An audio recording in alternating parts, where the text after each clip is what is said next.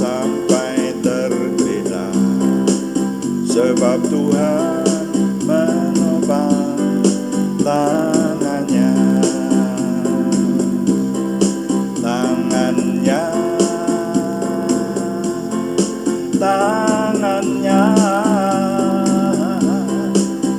Sebab Tuhan menopang tangannya. Apabila ia jatuh, tak sampai tergeletak, sebab Tuhan menopang tangannya.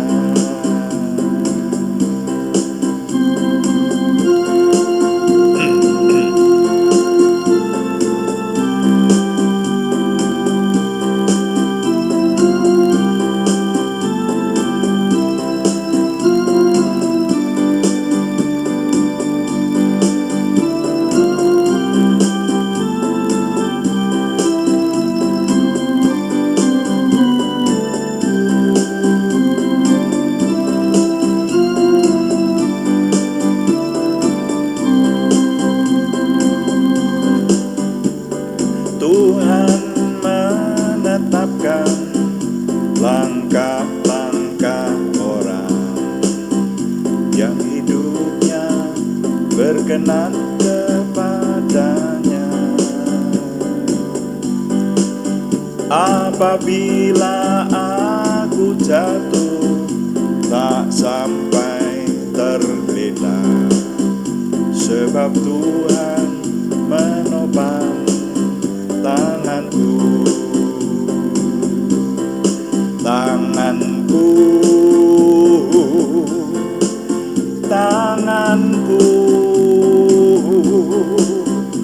Sebab Tuhan menopang tanganku. Apabila aku jatuh, tak sampai tergeletak, sebab Tuhan menopang tanganku. Sebab Tuhan menopang tanganku.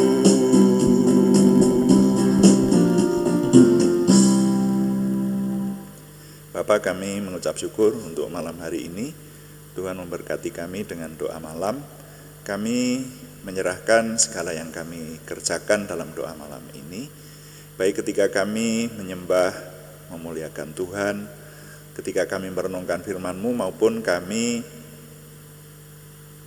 melayani Tuhan dengan doa. Semuanya Tuhan pakai untuk kemuliaan nama Tuhan dan menjadi berkat buat kami. Terima kasih Bapa. Dalam nama Tuhan Yesus Kristus kami berdoa. Haleluya. Amin.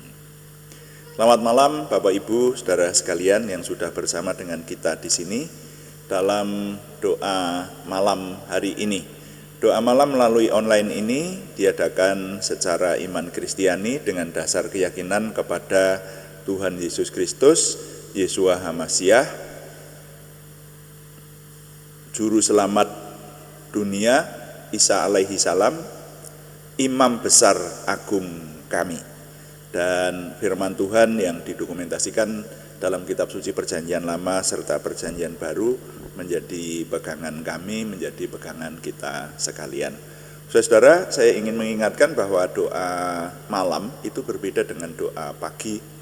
Yang doa pagi temanya adalah mempersiapkan kemenangan, dan kita membaca kitab suci dari Perjanjian Lama sampai Perjanjian Baru, kita renungkan gitu ya, itu yang perjanjian yang doa pagi.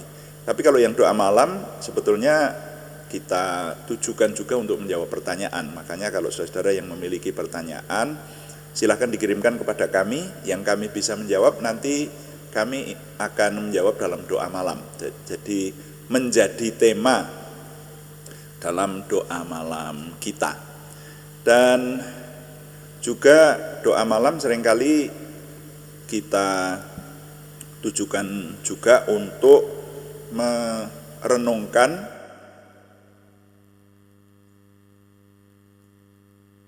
segala sesuatu yang terjadi pada zaman ini.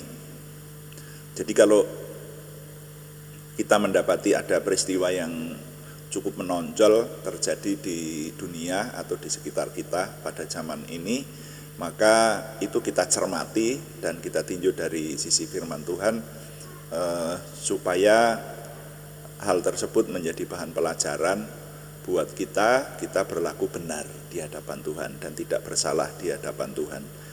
Nah, untuk hari ini saya masih ingin melanjutkan untuk menerima usulan dari Ibu Endah Tri atau Ibu Endah Tri Lestari di Salatiga, ya, Ibu Endah Mami, yang mengusulkan untuk mencermati peristiwa di Brasil. Jadi apa yang terjadi di Brasil dalam minggu-minggu ini, setidaknya dalam 3 minggu terakhir ini, itu menjadi viral dan menyedot perhatian masyarakat yang menggunakan internet terutama, ya, atau biasa disebut netizen. Banyak netizen kemudian membuat komentar dan diunggah gitu karena peristiwa itu.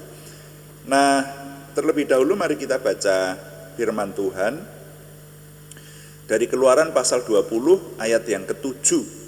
Keluaran pasal 20 ayat yang ke-7, firman Tuhan berkata,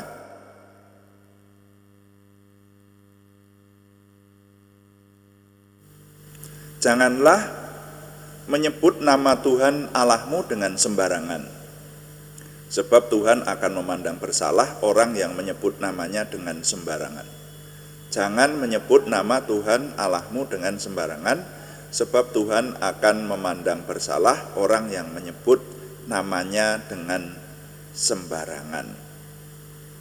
Ya, kalau dalam terjemahan Indonesian Literal Translation, jangan menyebut nama Yehuwah Elohimmu untuk kesia-siaan, karena Yehuwah tidak akan membebaskan orang yang menyebut namanya untuk kesia-siaan. Nah, jadi di sini dikatakan menyebut nama Tuhan dengan sia-sia, itu saja tidak boleh. Itu karena menyebut nama Tuhan dengan sia-sia itu Tuhan akan memandang bersalah, seperti itu. Jadi itu salah. Nah, sekarang kita mencermati peristiwa yang terjadi di Brasil. Itu kemarin kan di Karnaval Sao Paulo atau Karnaval Rio de Janeiro.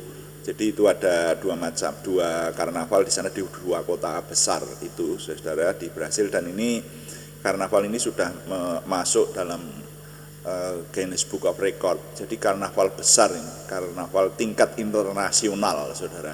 Yang melihat karnaval ini bukan hanya orang-orang dalam negeri di Brasil, tapi bahkan para turis mancanegara datang ke Brasil untuk melihat karnaval ini. Hanya karnaval, saudara.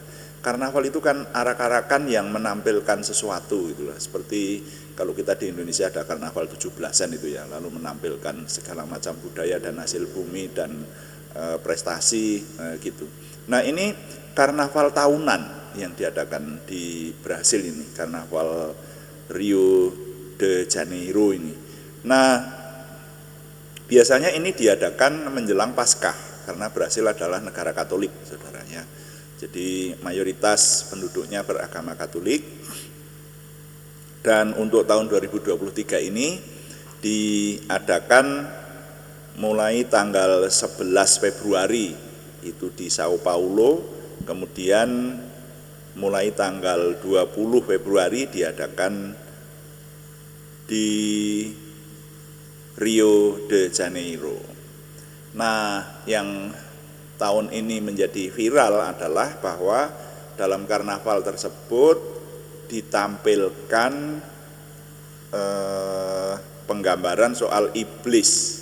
Jadi iblis itu digambarkan ada patung besar, itu manifestasi dari wujud iblis seperti itu, dan itu lebih dari satu di situ.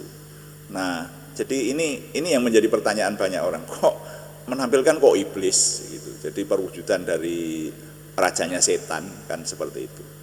Nah, lalu yang lebih menggemaskan lagi adalah penghinaan terhadap Tuhan Yesus Kristus.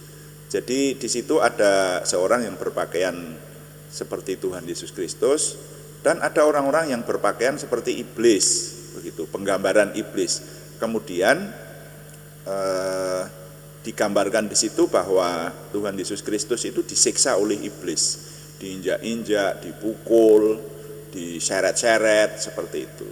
Nah, sehingga itu menimbulkan perbincangan ya.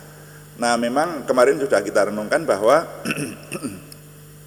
di negara-negara bebas seperti negara barat itu kebebasan berekspresi itu diberi ruang yang cukup luas ya. Jadi tidak ada pelarangan-pelarangan tertentu itu. Kemungkinan itu yang terjadi. Jadi negara tidak bisa melarang yang seperti itu. Nah, tetapi penampilan di Karnaval Rio de Janeiro yang seperti itu ya, sebetulnya kalau menurut berita yang ditampilkan di Karnaval itu ada banyak tampilan, saudara, tapi yang viral adalah tampilan mengenai iblis dan pelecehan terhadap Tuhan ini. Nah, ini yang kemudian menjadi banyak perbincangan.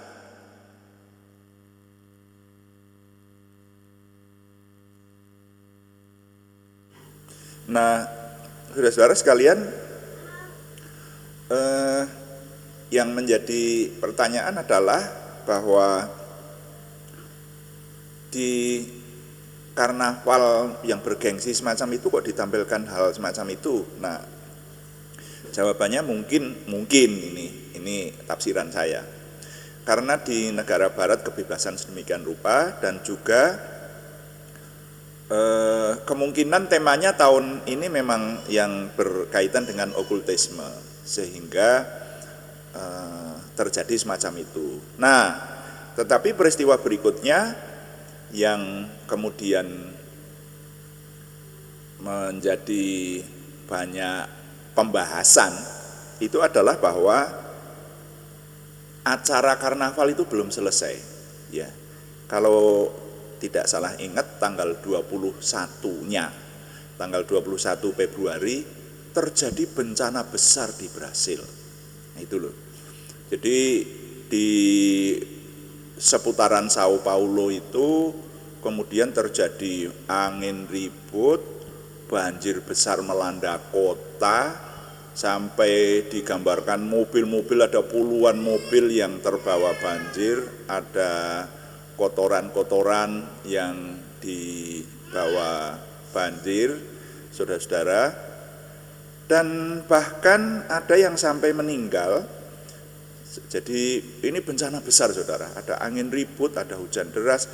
Jadi berita terakhir yang saya dapatkan itu 57 tewas. Jadi ini termasuk untuk negara Brasil ini musibah besar, diterima sebagai musibah besar seperti itu. Nah, kemudian yang menjadi pertanyaan adalah saudara-saudara, apakah hal itu merupakan hukuman Tuhan karena Tuhan dilecehkan? Nah, ini menjadi pertanyaan. Ada beberapa pertanyaan ya. Jadi yang menjadi beberapa pertanyaan adalah kalau Tuhan itu dilecehkan, apakah Tuhan diam saja? Nah, seperti itu. Nah, kita mengingat kalau di Perjanjian Lama dan Perjanjian Baru itu hukumnya berbeda, saudara ya. Hukumnya itu berbeda. Kalau di Perjanjian Lama itu hukumnya Tuhan kecenderungannya lebih tajam kepada keadilannya. Jadi keadilan Tuhan itu lebih ditonjolkan. Makanya di Perjanjian Lama kalau orang bersalah, ini sekali lagi ini saya sudah sampaikan berulang-ulang ini. Kalau orang bersalah itu dihukum, dengan tulah Tuhan, atau kadang-kadang melalui manusia. Ya, melalui manusia yang disuruh Tuhan, entah itu nabi, entah itu siapapun yang menjadi wakilnya Tuhan, untuk menghukum manusia-manusia yang tidak berkenan kepada Tuhan. Itu di perjanjian lama. Tapi kalau di perjanjian baru itu tidak begitu. Hukumnya adalah kasih. Jadi Tuhan memberikan kebebasan sedemikian rupa. Makanya sekarang ini kita melihat di negara-negara barat, bahkan sekarang ini sudah ada laki-laki yang dinikahkan secara laki-laki secara sah. Bahkan konon diberkati di gereja loh. Jadi perilaku manusia itu sekarang ini sudah luar biasa. Nanti ada perempuan yang nikah dengan perempuan dan diberkati di gereja. Jadi kejahatan itu sudah merajalela sekarang ini. Ini kalau seperti zaman dulu, saudara, saya rasa Tuhan sudah menurunkan air bah yang kedua. Kalau seperti zaman dulu. Jadi kejahatan manusia itu sudah sedemikian bobroknya semacam itu. Nah, tapi saudara-saudara sekalian, kita harus ingat ada firman Tuhan yang saya baca di kitab Amsal. Amsal pasal 29 ayat 16 bunyinya demikian. Jika orang fasik bertambah, bertambahlah pula pelanggaran. Tetapi orang benar akan melihat keruntuhan mereka. Akan lebih dijelaskan lagi dalam terjemahan yang mudah dibaca. Ada kitab suci terjemahan dalam bahasa Indonesia disebut terjemahan mudah dibaca. Itu bunyinya di sana demikian. Jika orang jahat memerintah bangsa, dosa terdapat di mana-mana. Tetapi orang yang hidup dalam kebenaran menang pada akhirnya. Jadi saudara-saudara sekalian, kebenaran itu akan menang pada akhirnya. Itu harus dicatat, firman Tuhan berkata seperti itu. Nah sekarang kalau kita merenungkan bencana di Brasil ini, ya itu Tuhan dilecehkan, sudah jelas itu, Tuhan dihina sedemikian rupa. Pertanyaannya, apakah Tuhan diam saja? Ya, karena di perjanjian baru kecenderungannya Tuhan menampakkan kasih-Nya, dan Tuhan membiarkan manusia untuk memilih yang jahat atau yang benar. Bahkan itu kalau kita mau introspeksi, saudara ya, kita mungkin kadang-kadang menghakimi orang lain. Wah, ada orang kok laki-laki diberkati, dinikahkan dengan laki-laki, wah itu sudah pelanggaran berat itu. Itu salah yang seperti itu. Orang lain kita salahkan. Tapi kita sendiri, saudara-saudara, apakah kita tidak melakukan pelanggaran di hadapan Tuhan? Saudara, kalau kita mengingat bahwa mengikut Tuhan itu harus bersungguh-sungguh dan harus juga memperhatikan ketaatan sampai hal-hal yang detail. Apakah dalam hidup kita hal-hal yang detail tidak bersalah di hadapan Tuhan? Saudara, nanti kalau kita mau introspeksi dan dengan sungguh-sungguh, saya berkata, dengan sungguh-sungguh orang ingin membawa dirinya hidup benar di hadapan Tuhan. Nah itu kemudian hal-hal yang kecil pun itu sudah merasa bersalah.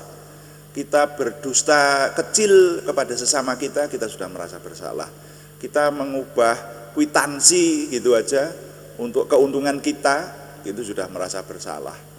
Kita bahkan minta maaf nih, merokok saja merasa bersalah di hadapan Tuhan. Kalau kita sungguh-sungguh mau membawa diri kita di hadapan Tuhan. Nah bagaimana tidak bersalah orang yang membuat rokok itu saja melarang merokok. Lihat coba sekarang ini di setiap bungkus rokok kan ditulis merokok membunuhmu. Yang dulu itu ditulis merokok menyebabkan sakit paru-paru, jantung dan sebagainya, dan impotensi. Nah seperti itu. Itu walaupun itu aturan pemerintah, pabrik rokok kalau itu tidak menjadi fakta, tidak mau dong menuliskan semacam itu. Walaupun itu menjadi aturan pemerintah. Artinya kan yang membuat sendiri mengatakan bahwa merokok itu tidak baik. Tapi berkali-kali saya berdiskusi dengan orang, itu orang ada yang membela perilakunya ini mati-matian di hadapan Tuhan. Bahkan kita diskusi di hadapan Tuhan, orang berkata, ya kita ini dicari-cari kesalahannya seperti itu melalui ayat firman Tuhan kan begitu. Nah, saya ingin berbicara kepada orang-orang yang cinta Tuhan saja. Jadi bukan ingin berdebat, tetapi orang yang cinta Tuhan itu membawa dirinya semakin berkenan kepada Tuhan. Itu utamanya. Orang yang cinta Tuhan, orang yang sungguh-sungguh berbakti kepada Tuhan, itu membawa dirinya semakin berkenan kepada Tuhan. Berusaha hidupnya semakin berkenan kepada Tuhan. Kalau yang tidak berusaha semakin membawa dirinya berkenan kepada Tuhan, ya silakan saja. Iya toh, dengan berbagai macam alasan ya dipersilahkan saja. Tapi kita harus ingat, kalau kita yang setuju dengan firman Tuhan, kita yang memperhatikan sungguh-sungguh firman Tuhan, ikut Tuhan itu harus dengan sungguh-sungguh. Itu tidak bisa ditawar.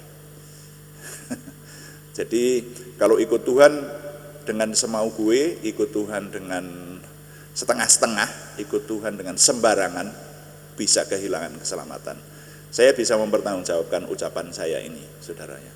Karena kadang-kadang Tuhan itu memperhitungkan kesalahan yang hanya kecil, tapi di hadapan Tuhan besar.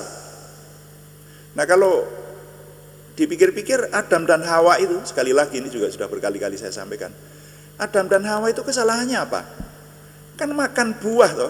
Masa makan buah kok salah? Mengada-ada lah itu, kalau makan buah salah, iya kan? Ya, jadi, nah mari kita sekali lagi, saya harus menyampaikan ini untuk keseimbangan, saudara.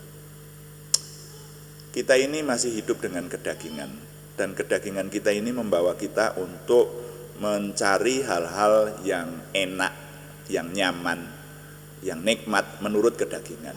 Walaupun yang nikmat seperti itu, yang nikmat menurut kedagingan itu adalah dosa. Biasanya itu dipilih oleh kita manusia, oleh saya juga, saudara, saya dan saudara. Manusia kan kecenderungannya semacam itu, ya. Nah, tetapi sekali lagi, firman Tuhan tidak berubah. Firman Tuhan tetap menuntut kesungguh-sungguhan dari kita. Saya bisa mempertanggungjawabkan ucapan saya ini. Ada banyak peristiwa bagian kitab suci yang menunjukkan bahwa yang sungguh-sungguh dalam Tuhan yang dimuliakan, yang tidak sungguh-sungguh bisa kehilangan keselamatan. Ya tadi, hanya makan buah seperti Adam dan Hawa itu kok salah? Ya, karena apa? Karena larangan makan buah itu menjadi hukum Tuhan. Dan sekali lagi, sudah berkali-kali saya ketengahkan, di mana ada Tuhan, di situ ada hukum. Karena itu kalau orang yang mau berdiri mengikut Tuhan, dia harus memperhatikan hukum. Orang yang mau menjadi orangnya Tuhan, dia harus taat hukum. Nah, seperti itu. Kalau orang yang tidak mau taat hukum, wah ada banyak bagian dari firman Tuhan yang mengatakan bahwa orang yang tidak tertib itu mendapat hukuman Tuhan. Itu saya bisa menunjukkan ayat-ayatnya, saudara ya. Nah, kita ini kan sebagai orang beriman hidup sesuai dengan firman Tuhan. Jadi perjuangan kita orang beriman itu kan membawa hidup kita ini untuk semakin sesuai dengan yang Tuhan kehendaki, itu saja. Nah, itu saudara. Nah, lalu kalau Tuhan dilecehkan di karnaval Brasil itu, apakah Tuhan berdiam diri? Ya, walaupun di perjanjian baru hukum Tuhan adalah hukum kasih. Karena tadi kita ingat firman Tuhan mengatakan bahwa kalau orang jahat disuruh berkuasa, maka dosa bertambah, tapi kebenaran akan menang pada akhirnya. Nah, itu mengingatkan kita. Dan juga Tuhan namanya tidak boleh disebut dengan sembarangan. Kalau nama Tuhan itu saja disebut dengan sembarangan, itu menimbulkan kesalahan. Tuhan tidak menganggap bahwa hal itu tidak bersalah, itu tetap dianggap bersalah oleh Tuhan. Nah, jadi saudara-saudara sekalian,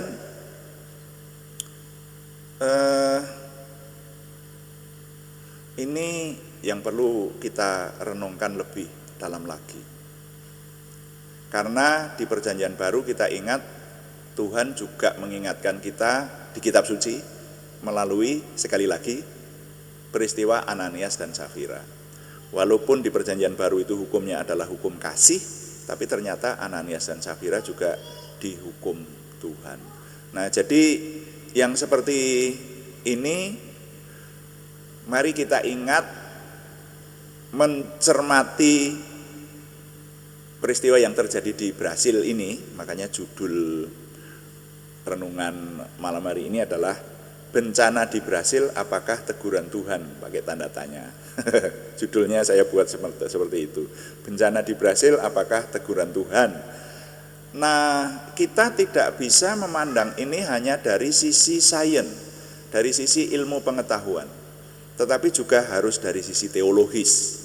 Kita memandangnya bukan hanya dari sisi kemanusiaan saja, karena dari banyak pembahasan yang saya ikuti yang berseliweran di internet itu ya ada yang membahas juga bahwa ya itu memang waktunya hujan, waktunya iklim banjir, waktunya masanya dimungkinkan ada timbul bencana semacam itu, walaupun tidak ada karnaval di Brasil juga dimungkinkan ada banjir semacam itu bisa semacam itu, karena sekali lagi di Perjanjian Baru Tuhan banyak menampakkan kasih-Nya. Jadi manusia mau berbuat jungkir balik seperti apapun banyak dibiarkan oleh Tuhan walaupun tidak sepenuhnya. Ingat Ananias dan Safira. Nah, sehingga kita harus memandang juga dari sisi teologis. Jadi hal ini bisa saya katakan juga sebagai teguran Tuhan. Karena Tuhan dilecehkan dan diviralkan, diperlihatkan kepada seluruh dunia bahwa Tuhan Yesus itu dikalahkan oleh iblis. Ini kan pelecehan, adegan pelecehan kepada Tuhan, penghinaan kepada Tuhan. Nah, itu Tuhan bisa memberikan peringatan kepada negara Brasil, pada orang-orang yang ada di sana untuk merenungkan, untuk tidak mengulangi hal ini. Jadi kalau begitu maka jawaban saya terhadap pertanyaan Bu Endah Mami di Salatiga terutama adalah bahwa bencana di Brasil itu apakah teguran Tuhan? Jawabannya 50-50 kalau menurut saya. Tapi tepatnya kalimatnya jangan hanya dilihat dari sisi sains, dari sisi akal sehat saja, tetapi juga dilihat dari sisi teologis, dari sisi firman Tuhan, bahwa Tuhan tidak membiarkan namanya dilecehkan. Itu menjadi perintah Tuhan. Jadi nilai yang boleh saya ketengahkan melalui perenungan ini, saya kalimatkan bunyinya begini: bagaimanapun juga jangan berlaku sembarangan terhadap Tuhan, karena Tuhan akan menganggap bersalah orang yang berlaku seperti itu. Saya ulangi, bagaimanapun juga jangan berlaku sembarangan terhadap Tuhan, karena Tuhan akan menganggap bersalah orang yang berlaku seperti itu. Nah, dengan demikian maka cukuplah pembahasan saya seperti diusulkan oleh Ibu Endah Mami di Salatiga untuk membahas peristiwa yang terjadi di Brasil ya. Ya, ini memang sekali lagi doa malam didedikasikan juga untuk mencermati peristiwa-peristiwa yang terjadi di zaman ini. Kita cermati dari sisi firman Tuhan, terutama tujuannya adalah supaya kita jangan berlaku salah di hadapan Tuhan dan menghadapi zaman yang semakin maju, ilmu pengetahuan, komunikasi, dan juga hal-hal yang menyangkut kehidupan sekarang ini begitu modern, begitu maju. Nah, tapi kita harus tetap mengingat kebenaran Tuhan, jangan sampai kita bersalah di hadapan Tuhan. Tuhan dipuji, amin. Mari kita melayani Tuhan dengan doa. Kita sembah Tuhan, katakan, kuduskan hati kami, kuduskan hidup ini, supaya kami dapat menyembah. Lalu kita berdoa kepada Tuhan. Kuduskan tempat ini untuk kami berdoa. Kuduskan hati ini untuk kami menyembah.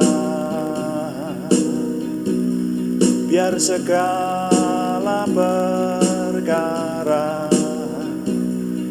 ku serahkan padamu, Yesus, dan Roh Kudus bekerja membimbing kami semua. Kuduskan tempat ini untuk kami berdoa. Kuduskan hati ini untuk kami menyembah. Biar segala perkara ku serahkan padamu, Yesus, dan Roh Kudus bekerja membimbing kami semua.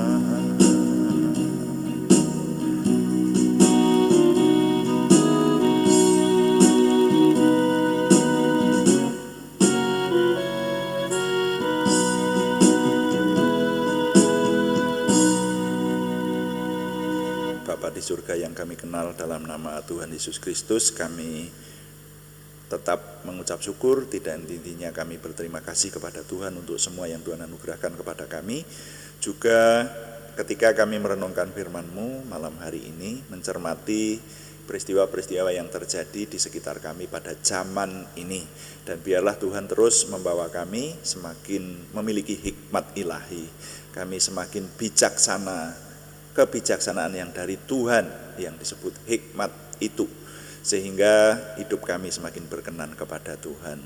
Izinkan kami berdoa untuk saudara kami yang menderita akibat bencana banjir, tanah longsor, juga badai hujan deras di Sao Paulo, Brasil.